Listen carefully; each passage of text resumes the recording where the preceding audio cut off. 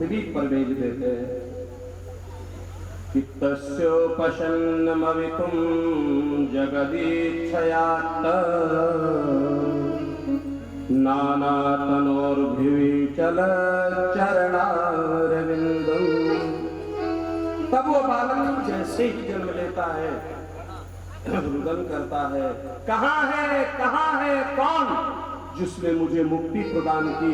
और हम कहते हैं, बच्चा कहता है हुआ हुआ हुआ हुआ, और हम आनंद लेते हैं।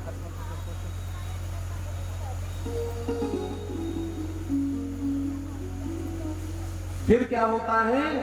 वो पहले सिर्फ ईश्वर को जानता है, लेकिन जब तक वो बोलने वाला होता है तब तक हम बताते हैं जी ये तुम्हारे माँ है, ये पिता है, ये है। और उसके बाद मैंने पहले ही कहा था जिम जीवन माया लिपटानी। फिर जिस दुख से वो बचना चाहता है उसी का आवरण जाने अनजाने फिर से ओढ़ लेता है। इसलिए माँ, हम एक दूसरे को सुखी समझ तो सकते हैं, लेकिन सुखी कोई नहीं है। दीन कहे धनवान सुखी, धनवान कहे सुख राजा तुम्हारी, राजा कहे महाराज सुखी, महाराजा कहे सुख इंद्र कुमार। इंद्र कहे चतुरानन तो सुख, ब्रह्मा है सुख विष्णु कुमारी। तुलसीदास विचार करे हरि भजन बिना सब जीव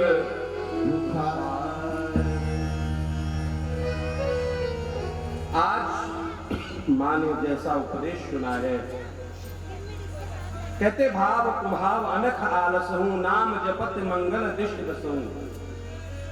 कैसे भी नाम लेना है, ईश्वर का नाम लेना है।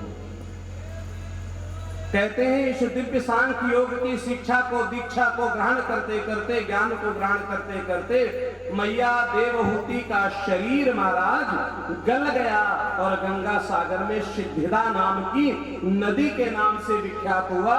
और वहीं पर श्रीमान कपिल जी ने अपना आश्रम बनाया। वहीं पर राजा सगर के 60,000 पुत्रों को अपने नेत्र ज्योति से महाराज कपिल जी ने भस्म किया। भागीरथ उन्हीं के तरण तारण के लिए मैया गंगा को लाए हैं। बोले गंगा मैया की जय। आज दिव्य गंगा अवतरण हुआ है। कपिल जी के द्वारा भस्म किए गए सगर के 60,000 पुत्रों को तारने के निमित्त इधर मैया देवहूति 3 बहनें हैं, आकृति, प्रसूति और देवहूति। देवहूति मैया के श्रीमान कपिल जी ने विवाह नहीं किया, इनका वंश आगे नहीं चला। आकृति का विवाह रुचि प्रजापति से हुआ है और प्रसूति नाम की जो मनु की कन्या है उनका विवाह हुआ है दक्ष से। और दक्ष के यहाँ ही आपको पता है कौन आया? सती महारानी प्रकट हुई है।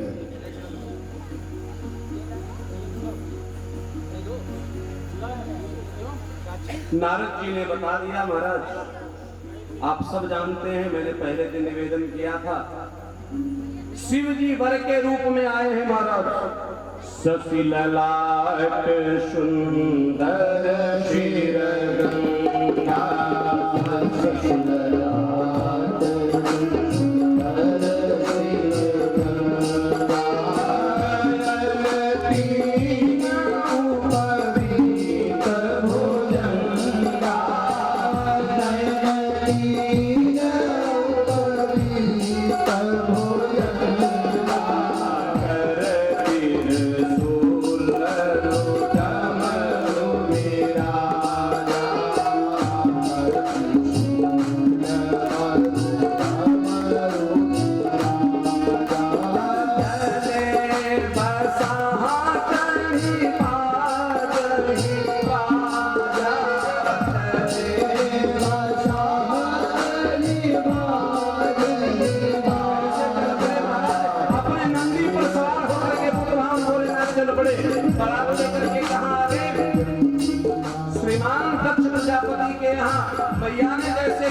एक उदाहरण बोलेगा, थाली नीचे गिर गई।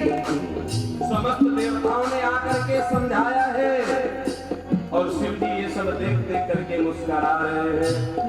और शिव जी को देख रहे हैं समस्त देवता, वो मंद मंद इसलिए मुस्कुरा रहे हैं कि देखो कोई विवाह में ऐसे जाता है भस्म लपेट करके। और महाराज शिव जी इसलिए मुस्कुरा रहे हैं कि देखो जिसके पास जाओ ना तो बहुत ज्यादा आडंबर करके मत जाना, पूरा ब्यूटिशियन ब्यूटी पार्लर का गुण उठा करके न चले जाना, क्योंकि पति और पत्नी के सामने तो वास्तविक रूप ही प्रकट होना है। इसलिए शिव जी कहते हैं हम जैसे हैं वैसे ही जाएंगे। ये मन में विचार करके शिव जी मुस्कुरा रहे हैं और शिव के स्वरूप को देख करके देवता देखी शिव ही सुर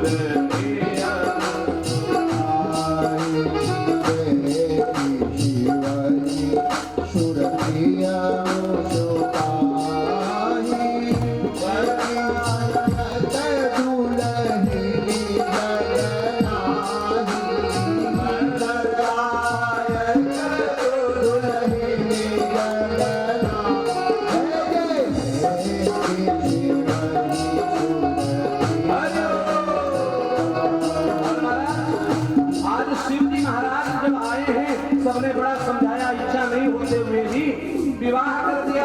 विवाह करने के पश्चात शिव जी कैलाश आ गए।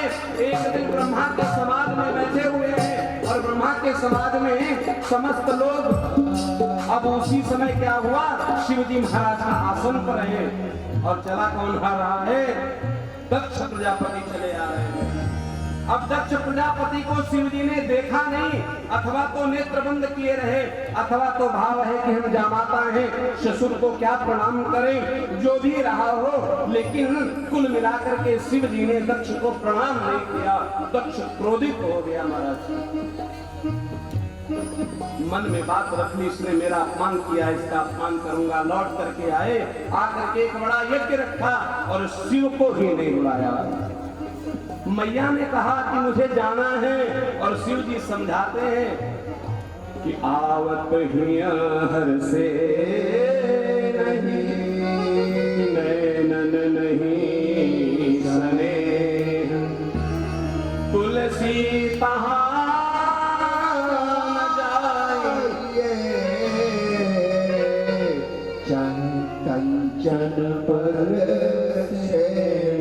लेकिन अब पिताजी की बात थी, पिता भवन की बात थी, तो जाना तो था ही। शिव जी ने बड़ा समझाया, लेकिन ये शिव की लीला थी, क्योंकि शिव ने पार्वती जी को तो वहीं छोड़ दिया था। कब? जब उन्होंने सीता का रूप धर लिया था। शिव ने मन में शिव संकल्प की न मन माही, यही कर सती अब नाही। सती तुमको तो जाना ही पड़ेगा। आज आई है महाराज, और वहां जब देखा पिता भवन जब गई भवानी, पिता भवन जब गई भवानी, पिता भवन जब गई भवानी, पिता भवन जब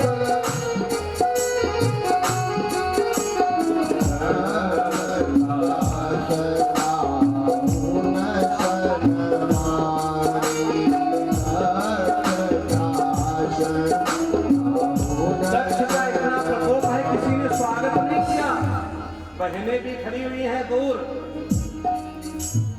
बहनें भी दूर खड़ी हुई हैं, और दूर खड़ी होकर के सखियां जो है ना, अच्छा ये बिना बुलाए आई हैं। जबकि शास्त्र कहता है कि पिता के घर को बिना बुलाए भी जाया जा सकता है,